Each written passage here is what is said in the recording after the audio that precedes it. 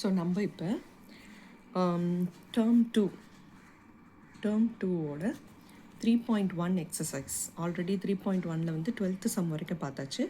இப்போ 13th some பார்க்க போகிறோம். என்ன கொஷின்னா, first Valavan bought 24x for ₹96.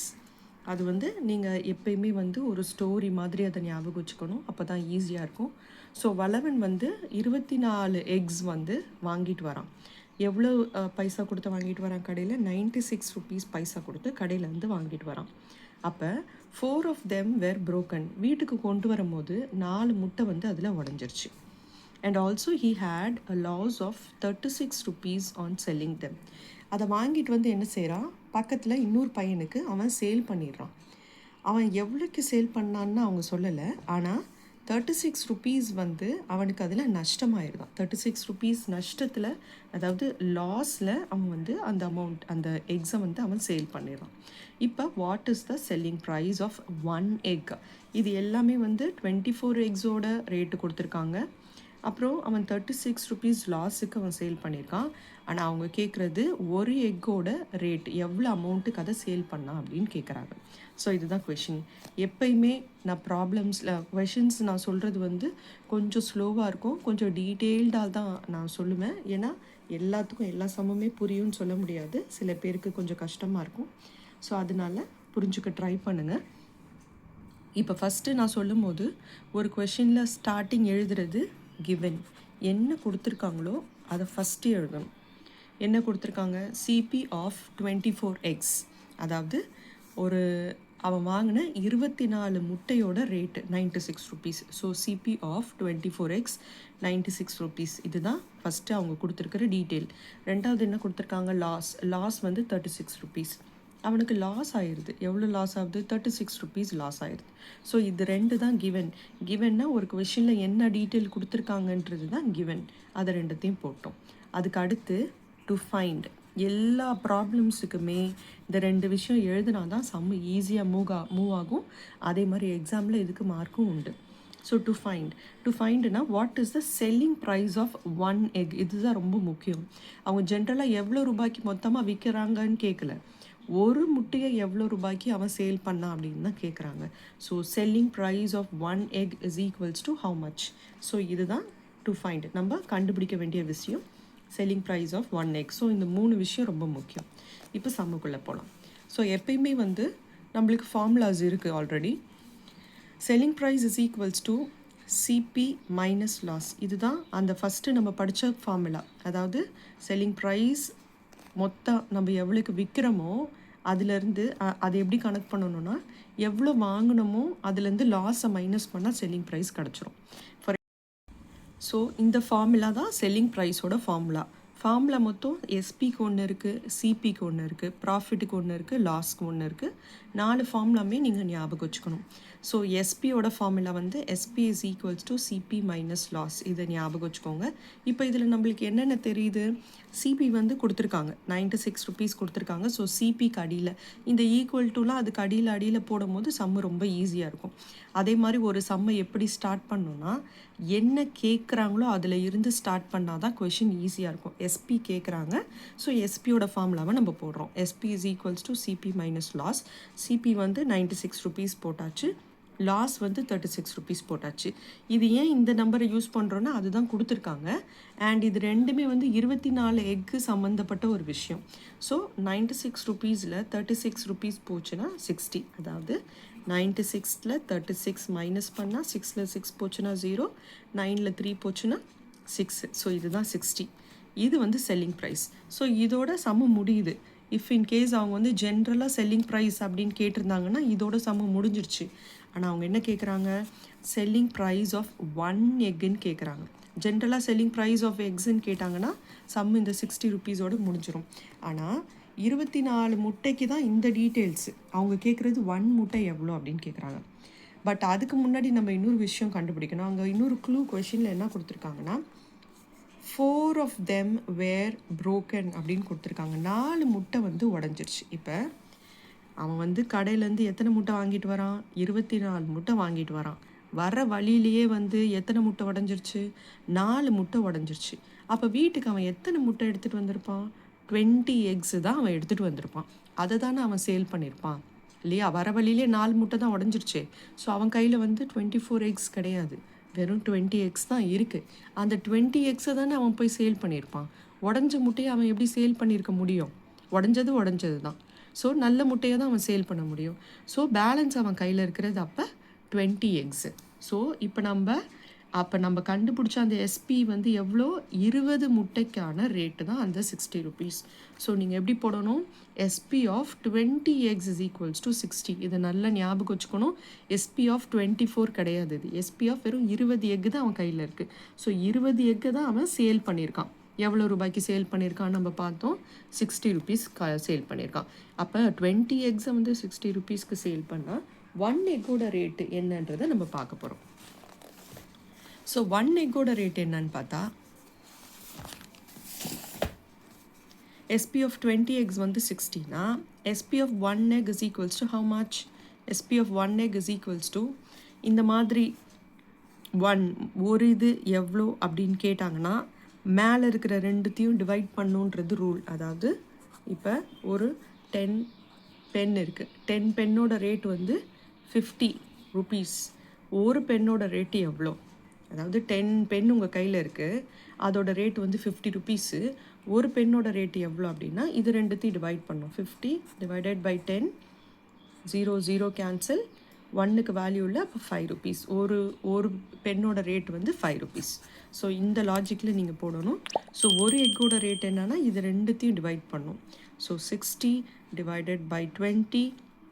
இது டிவிஷன் வந்து சில பிள்ளைங்க வந்து எப்படி நினைப்பாங்கன்னா, எப்படி பெரிய நம்பர் இருக்கே 20-ஐ எப்படி நம்ம டிவைட் பண்ணுறது அப்படின்னு நினைப்பாங்க. இது நம்ம அப்படி டிவைட் பண்ண தேவையில்லை. எப்பயுமே 0 மேலேயும் ஒரு 0 கீழேயும் ஒரு 0 இருந்துச்சுன்னா எப்பயுமே அந்த 0 அடிக்கணும். அடிக்கும் போது மேலே 1 கீழே 1, மேலே ஒரு 0 அடித்தா கீழே ஒரு 0 அடிக்கணும், மேலே 2 0 அடித்தா கீழே 2 0 அடிக்கணும். அதை அடிக்கும் போது நம்மளுக்கு நம்பர் சின்னதாயிரும். ஸோ 60ன்றது 6 ஆகிடுச்சு, 20ன்றது 2 ஆகிடுச்சு. இப்போ 6 டிவைடட் பை 2 நம்ம தாராளமாக மல்டிப்ளை பண்ணலாம். ஸோ 2 6 எவ்வளோ? 2 3s are 6. 6ல் 6 போச்சுன்னா 0. ஸோ இங்கே இருக்கிற 3 தான் ஆன்சர் டிவிஷனில். ஸோ 3. ஸோ ஒரு எக்கோட ரேட் வந்து 3 ருபீஸ். இதோட 13th சம் முடியுது. புரியும்னு நினைக்கிறேன். டவுட் இருந்தால் எனக்கு கமெண்ட்டில் சொல்லுங்கள். அடுத்து நம்ம 14th சம் பார்க்கலாம்.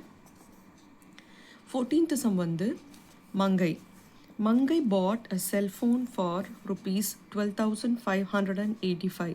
மங்கை வந்து ஒரு செல்ஃபோன் வாங்குறா, அதோட ரேட்டு வந்து 12,585 ருபீஸ்க்கு அவள் கடையில் போய் வாங்கிட்டு வீட்டுக்கு வரான்.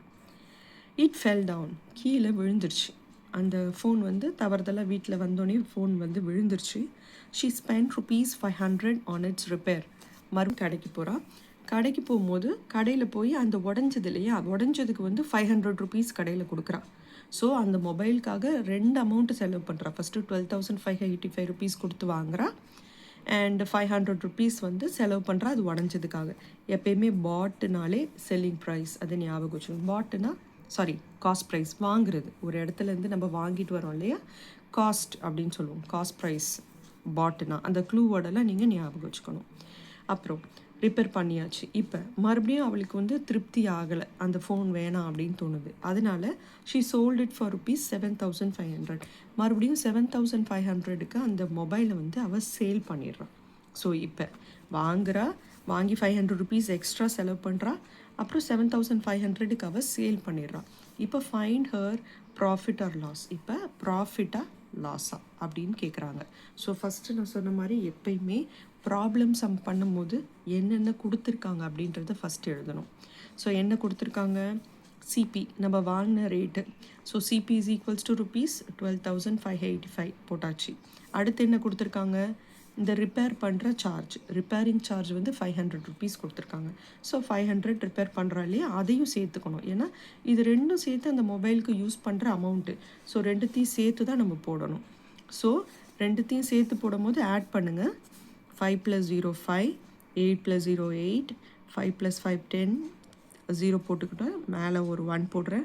ஸோ 2 + 1 3, அந்த 1 அப்படியே கீழே இறங்குது. ஸோ டோட்டல் காஸ்ட் ப்ரைஸ், அதாவது அந்த மொபைலுக்காக அவள் செலவு பண்ண அமௌண்ட் வாங்குறதுக்காக எவ்வளோன்னா 13,085 ருபீஸ் வந்து அவளுக்கு அந்த மொபைலுக்காக அவள் பைசா போட்டு அவள் வாங்குறாள். அதுக்கு அடுத்து என்ன கொடுத்துருக்காங்க, செல்லிங் ப்ரைஸ். எவ்வளோ அமௌண்ட்டு கொடுத்து அவள் சேல் பண்ணுறா, 7,500 கொடுத்து அவள் அதை சேல் பண்ணிட்டான். ஸோ இந்த 2 அமௌண்ட் இப்போ நம்மளுக்கு சிபி இருக்குது, எஸ்பி இருக்குது. என்ன ஃபைண்ட் பண்ண சொல்கிறாங்க, இதெல்லாம் வந்து இப்போ கிவனில் இருக்குது. டு ஃபைண்ட் அப்படின்னா, ஃபைண்டுனா என்ன கேட்குறாங்க, லாஸா ப்ராஃபிட்டா எதுன்னே நம்மளுக்கு தெரியாது. ஸோ ஃபஸ்ட்டு ஆரம்ப சம்ஸில் பார்த்தோம், எப்பயுமே லாஸா ப்ராஃபிட்டா இது ரெண்டும் கண்டுபிடிக்கணும்னா சிபி பெருசாக இருக்கா, எஸ்பி பெருசாக இருக்கா, இதை வச்சு தான் லாஸாக கெயினான்றதை நம்ம முடிவு பண்ண முடியும். ஸோ இந்த எக்ஸசைஸில் எப்பயுமே நடு சம்ஸ்லேருந்து பார்க்காதீங்க, ஆரம்பத்துலேருந்து பாருங்கள், அப்போ தான் ஈஸியாக புரியும். பரவாயில்ல, இல்லைனால நான் இந்த சம்முக்காக நான் எக்ஸ்பிளைன் பண்ணுறேன். ஸோ ப்ராஃபிட்டாக லாஸானா எதை வச்சு ஜட்ஜ் பண்ணணுன்னா, சிபி பெருசாக இருக்கா, எஸ்பி பெருசாக இருக்கான்னு பார்க்கணும். நான் இங்கே எழுதியிருக்கேன் பாருங்கள், ஜஸ்ட் க்ளூக்காக. இது தான் நான் முன்னாடியே சொன்னேன்னு சொல்லியிருந்தேன். ஸோ சிபி இதுனா வந்து பெருசாக இருக்குதுன்னு அர்த்தம். பெருசுனா இந்த பக்கம் வாயு இப்படி ஓப்பன் ஆகுது இல்லையா, ஓப்பன் ஆகுதா இந்த அமௌண்ட் பெருசுன்னு அர்த்தம். ஸோ சிபி பெருசாக இருந்து எஸ்பி வந்து சின்னதாக இருந்துச்சுன்னா அப்போ லாஸ். அப்போ லாஸோட ஃபார்முலா என்னது, சிபி மைனஸ் எஸ்பி. இந்த ஃபார்முலா தான் யூஸ் பண்ணணும் எப்போ சிபி வந்து பெருசாக இருந்தால். அடுத்து எஸ்பி நம்மளுக்கு கொடுத்த அமௌண்ட்டு பெருசாக இருந்தால், அதை விட சிபியோட அமௌண்ட் வந்து சின்னதாக இருந்தால் அப்போ நம்மளுக்கு ப்ராஃபிட். இந்த மாதிரி கண்டிஷன் இருந்தால் இந்த ஃபார்முலா யூஸ் பண்ணணும். ஸோ இது ரெண்டுத்தில் எதுன்னு இப்போ நம்ம பார்க்க போகிறோம். அவங்க கொடுத்த அமௌண்ட் வந்து சிபி 13,085 ருபீஸு, எஸ்பி 7,500. அப்போ 13,085 ருபீஸ் பெருசா, 7,500 ருபீஸ் பெருசா? ஆப்வியஸ்லி சிபி தான். 13,085 ருபீஸ் தான் பெருசு. இதை விட இது பெரிய அமௌண்ட். இது வந்து வெறும் 7,500 தான். ஸோ சிபி பெருசாக இருந்தால் நம்மளுக்கு லாஸ் ஃபார்முலா. ஸோ இதை எடுத்து நீங்கள் எழுதணும். எப்படி எழுதணும்னா, CP is greater than SP அப்படின்னு போட்டுட்டு இந்த லாஸ் ஃபார்முலாவை எடுத்து எழுதணும். Loss is equals to CP minus SP. So அப்போ லாஸ் தான் நம்ம கண்டுபிடிக்க போகிறோம். அப்போ ஒரு சம்மில் வந்து ஒன்று லாஸ் வரும், இல்லை ப்ராஃபிட் வரும், ரெண்டும் வராது. ஸோ அப்போ நம்மளுக்கு ப்ராஃபிட் கிடையாது, லாஸை தான் கண்டுபிடிக்க போகிறோம். ஸோ லாஸோட ஃபார்முலா வந்து CP minus SP. So CP வந்து இப்போ தான் சொல்லியிருந்தோம் 13,085 மைனஸ் எஸ்பி என்னது இதோ கொடுத்துருக்காங்க 7,500. இது ரெண்டும் தான் இங்கே ரெண்டும் எழுதியிருக்கேன். இதை மைனஸ் பண்ணால் நம்மளுக்கு லாஸோட ஆன்சர் கிடச்சிரும். ஸோ எப்படி மைனஸ் பண்ணோம், 13,085 மைனஸ் 7,500. எப்பயுமே நீங்கள் போடும்போது பின்னாடியிலேருந்து போடணும், அதாவது 0057 பின்னாடியிலேருந்து போட்டால் தான் ஈஸியாக இருக்கும். ஸோ 5ல் 0 போச்சுன்னா 5, 8ல் 0 போச்சுன்னா 8, 0ல் 5 போகாது. ஸோ இங்கேருந்து இங்கே ஒன்று கொடுக்குறோம். ஸோ அப்போ இது வந்து 2 ஆயிரும். இங்கே ஒன்று கொடுத்தனால 0 பக்கத்தில் 1 இருக்கிறனால இது 10 ஆயிரும். ஸோ 10ல் 5 போச்சுன்னா 5, இங்கே 2 தான் இருக்குது, 2ல் 7 போகாது. ஸோ இங்கே 1லேருந்து இங்கே 1 கொடுக்குறோம், இந்த 1 வந்து 0 ஆயிரும். ஸோ 12ல் 7 போச்சுன்னா 5, இது 0 இருக்கிறனால 0 போட தேவையில்லை. ஸோ இதுதான் 5585 தான் இந்த இடத்துல 5,585 ருபீஸ்ன்னு போட்டிருக்கேன். ஸோ இந்த சம்முக்கு மங்கை வாங்கின மொபைலை வந்து அவள் லாஸில் தான் சேல் பண்ணியிருக்கான், விச் இஸ் 5,585 ருபீஸில் சேல் பண்ணியிருக்கான். ஸோ இதோட 14th சம் முடியுது இந்த சாப்டரில். அண்ட் இந்த சாப்டரில் எல்லா சம்மே இதோட முடியுது. எல்லா சம்ஸுமே நான் போட்டிருக்கேன். ஏதாவது டவுட்டாக இருந்தால் எனக்கு கமெண்ட்டில் சொல்லுங்கள். தேங்க்யூ.